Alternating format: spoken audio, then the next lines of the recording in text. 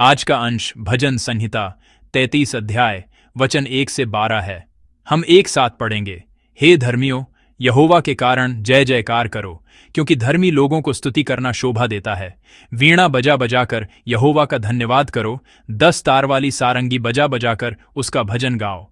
उसके लिए नया गीत गाओ, जय जयकार के साथ भली भांति बजाओ, क्योंकि यहोवा का वचन सीधा है और उसका सब काम सच्चाई से होता है। वह धर्म और न्याय से प्रीति रखता है। यहोवा की करुणा से पृथ्वी भरपूर है। आकाश मंडल यहोवा के वचन से और उसके सारे गण उसके मुंह की श्वास से बने। वह समुद्र का जल ढेर के समान इकट्ठा करता, वह गहरे सागर को अपने भंडार में रखता है।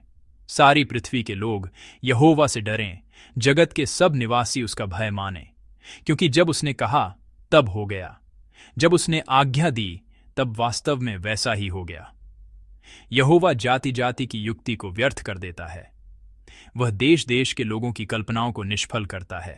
यहोवा की युक्ति सर्वदा स्थिर रहेगी, उसके मन की कल्पनाएं पीढ़ी से पीढ़ी तक बनी रहेंगी।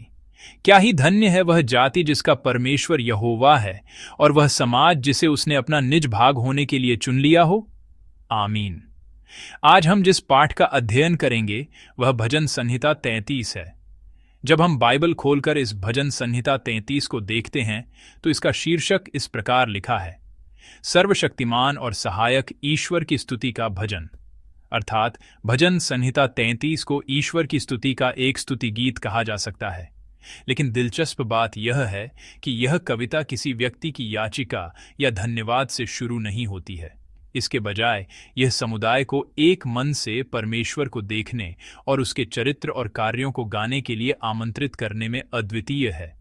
सबसे पहले कवि वचन 3 में इस प्रकार घोषणा करता है, आइए हम इसे एक स्वर में पढ़ें। उसके लिए नया गीत गाओ, जय जयकार के साथ भली भांति बजाओ। आमीन। पाठ में प्रकट होने वाला यह शब्द नया गीत केवल कोई नया गाना नहीं है। यह उस व्यक्ति की स्वीकारोक्ति है जिसने यह महसूस किया है कि सृष्टिकर्ता ईश्वर अभी भी इस दुनिया को नया बना रहा है और इसे नया बना रहा है। यह ईश्वर को फिर से देख रहा है कि वह कैसा है और उस ईश्वर की स्तुति कर रहा है जो प्रतिदिन नया बनाता है और कार्य करता है। अब इस कवि द्वारा कहे गए इस नए गीत को याद करते हुए मैं भजन संहिता 33 के इस पाठ में गहराई से उतरना चाहता हूं। मेरी आशा है कि कवि द्वारा कहे गए इस नए गीत को, इस आज के शब्द को याद करते हुए हम उस ईश्वर को देख सकते हैं जो हमारे जीवन में आता है और हमें नए निर्माण के रहस्य के इतिहास के साथ जोड़ता है, और हम मिलकर एक नया गीत स्वीकार कर सकते हैं। सबसे पहले हम आज के पाठ के वचन 4 से 9 को देखेंगे। आइए हम इसे एक स्वर में पढ़ें। क्योंकि यहोवा का वचन सीधा है और उसका सब काम सच्चाई से होता है। वह धर्म और न्याय से प्रीति रखता है। यहोवा की करुणा से पृथ्वी भरपूर है। आकाश मंडल यहोवा के वचन से और उसके सारे गण उसके मुंह की श्वास से बने। वह समुद्र का जल ढेर के समान इकट्ठा करता, वह गहरे सागर को अपने भंडार में रखता है। सारी पृथ्वी के लोग यहोवा से डरें, जगत के सब निवासी उसका भय माने, क्योंकि जब उसने कहा तब हो गया, जब उसने आज्ञा दी तब वास्तव में वैसा ही हो गया। आमीन। भजन संहिता 33 के वचन 4 से 9 जिसे हमने एक साथ पढ़ा, उस ईश्वर की स्तुति करने के बारे में है जो पूरे ब्रह्मांड का निर्माता है। विशेष रूप से यह कवि ईश्वर के सृजनात्मक कार्यों का वर्णन करते हुए बार बार इस शब्द का उल्लेख कर रहा है। यह शब्द वचन है। आप इसे आकाश मंडल यहोवा के वचन से और क्योंकि जब उसने कहा तब हो गया जैसे पाठों के माध्यम से देख सकते हैं। लेकिन इस बिंदु पर ध्यान देने योग्य एक बात है। यह तथ्य है कि भजन संहिता 33 ही एकमात्र ऐसी कविता है जो संपूर्ण भजन संहिता में वचन द्वारा सृजन, अर्थात शून्यता से एक नई दुनिया खोलने वाले वचन के माध्यम से सृजन के कार्य का स्पष्ट रूप से उल्लेख करती है। ऐसा इसलिए है क्योंकि कई भजन ईश्वर के सृजन की बात करते हैं, लेकिन कोई भी कविता सीधे तौर पर यह नहीं बताती है कि उसने कहा और यह हो गया। इसलिए हम देख सकते हैं कि कवि वचन की शक्ति के माध्यम से ईश्वर ने इस दुनिया को कैसे बनाया, इसकी गहरी समझ रखता है और स्वीकार करता है। उत्पत्ति 1 में भी ईश्वर ने वचन द्वारा इस दुनिया को बनाया। जिस तरह से उसने कहा उजियाला हो और उजियाला हो गया। जिस अराजकता में कोई आकार नहीं था और कोई जीवन नहीं था, उसमें ईश्वर के वचन ने एक नया सृजन शुरू किया। कवि भजन संहिता 33 के माध्यम से घोषणा कर रहा था कि वह सृजन केवल अतीत के किसी बिंदु पर समाप्त नहीं हुआ, बल्कि अभी भी वचन के माध्यम से जारी है। इसी तरह हमारे जीवन में खाली जगहें हैं, अंधेरे से ढकी हुई जगहें हैं और अराजकता के क्षेत्र हैं जो इतने टूटे हुए हैं कि उन्हें छुआ नहीं जा सकता है। ऐसे स्थान हैं जहां रिश्ते टूट गए हैं और दिल टूट गए हैं। ऐसे स्थान हैं जहां आप आर्थिक कठिनाई, असफलता और निराशा का अनुभव करते हैं।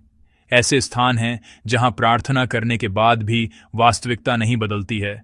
और ऐसे क्षण होते हैं जब ऐसा लगता है कि कुछ भी नहीं बचा है।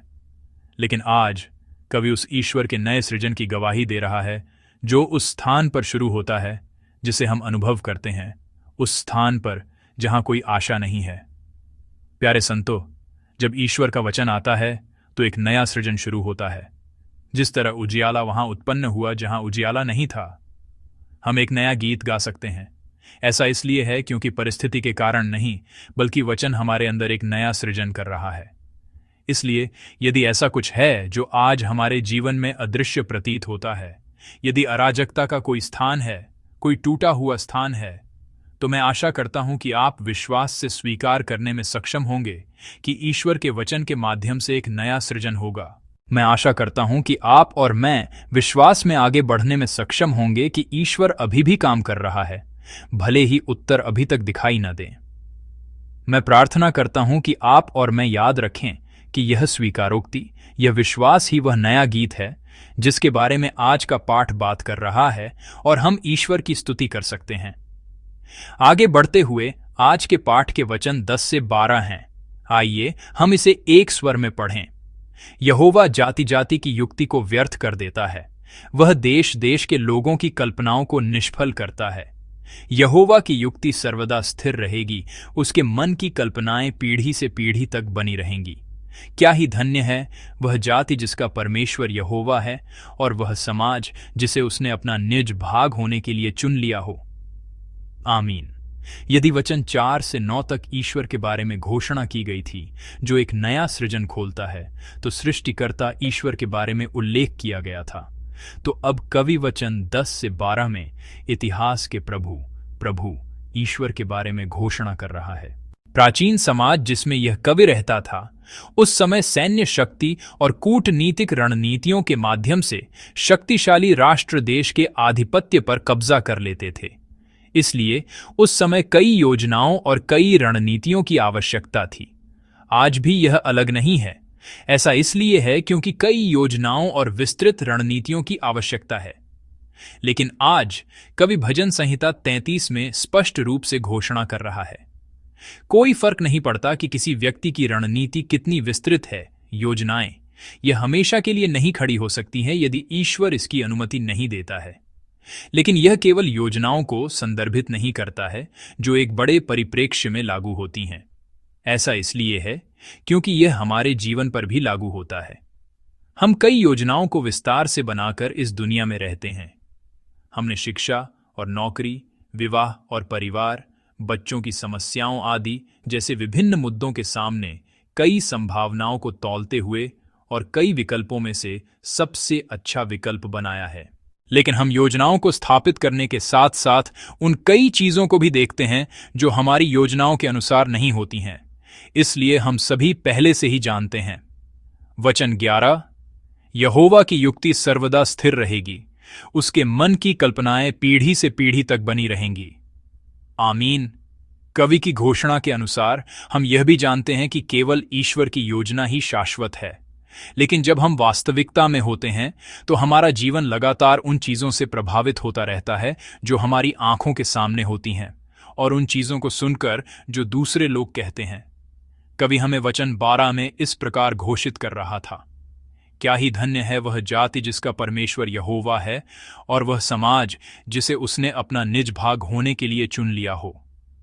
कवि घोषणा कर रहा है कि वह व्यक्ति धन्य है जो ईश्वर को अपना ईश्वर मानता है, इस तथ्य को याद करते हुए कि भले ही मनुष्य की योजनाएं शाश्वत प्रतीत हों, केवल ईश्वर की योजनाएं ही शाश्वत हैं। इसलिए मैं आशा करता हूं कि आप हमारे जीवन में टूटी हुई आपकी योजनाओं के बजाय ईश्वर की योजनाओं को ही पकड़ पाएंगे। ईश्वर की योजनाओं को पकड़ने का मतलब हमारी इच्छाओं से शुरू होना नहीं है, बल्कि जैसा कि कवि ने वचन 4 और 5 में कहा था, ईश्वर के वचन का पूरा होना अर्थात न्याय और धर्म का आना, और ईश्वर की दया अर्थात हेसेड का फैलना है। इसे आसान शब्दों में समझाने के लिए इसका मतलब है कि ईश्वर का प्रेम पड़ोसी का प्रेम फैल रहा है, और इसका मतलब है कि हमने ईश्वर की बाहों का अनुभव किया है और हम ईश्वर की बाहों को दे रहे हैं। इसलिए मैं आशा करता हूं कि आप इन वचनों के सामने अपनी योजनाओं पर विचार करके और अपने जीवन को वापस देखकर अपने जीवन का पुनर्मूल्यांकन कर पाएंगे। यदि हमारी इच्छाएं हमारे जीवन में कई विकल्पों के सामने पहले आ रही हैं, तो मैं आशा करता हूं कि आप साहसपूर्वक अपनी स्वयं की इच्छाओं को छोड़ देंगे और प्रभु की इच्छा को पकड़ लेंगे। मैं आशा करता हूं कि आप अपनी योजनाओं को छोड़ देंगे और केवल प्रभु की योजनाओं को ही पकड़ेंगे। मैं प्रार्थना करता हूं कि आप और मैं यह विश्वास करने और आगे बढ़ने में सक्षम होंगे कि जब हम प्रभु की योजनाओं पर भरोसा करते हुए आगे बढ़ते हैं, तो हम यह देखेंगे कि ईश्वर की योजनाएं हमेशा के लिए स्थापित हो जाएंगी और हम स्तुति करने में सक्षम होंगे। अब मैं इस उपदेश को समाप्त करूंगा। आज भजन संहिता 43 के माध्यम से कवि द्वारा गाया गया नया गीत वह स्तुति नहीं थी जो तब गाई गई थी जब चमत्कार हमारी आंखों के सामने प्रकट हुए थे। भले ही यह अभी हमारी आंखों के सामने न दिखे, यह एक स्तुति थी जिसे इस विश्वास से स्वीकार किया गया था कि ईश्वर अभी भी एक नया सृजन बना रहा है।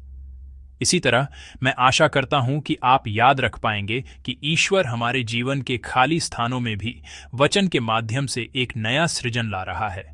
इसके अलावा कवि द्वारा गाया गया नया गीत वह स्वीकारोक्ति नहीं थी जो हमारी योजनाओं के पूरा होने के बाद गाई गई थी। यह शाश्वत रूप से अपरिवर्तनीय ईश्वर की योजनाओं पर भरोसा करते हुए गाई गई एक स्वीकारोक्ति थी। इसलिए मैं आशा करता हूं कि आप उस विश्वास की स्वीकारोक्ति को एक साथ देने में सक्षम होंगे।